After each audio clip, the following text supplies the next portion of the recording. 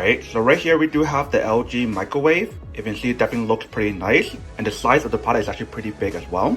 But you can see in the corner right here, we do have the brand logo. So this is what the product looks like from the outside. If you can see, it does give you guys the option to increase the time or decrease the time. And you do have a stop option and a start option. So let's press right here. That will start it. If you guys press right here, that will stop it. And if you guys want to clear it, you guys want to press and hold it. And that will clear it. If you guys want to use 30 seconds, you guys want to press and hold it.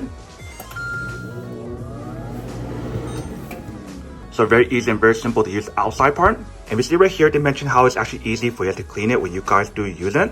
And inside right here, we do have a handle for it to open up.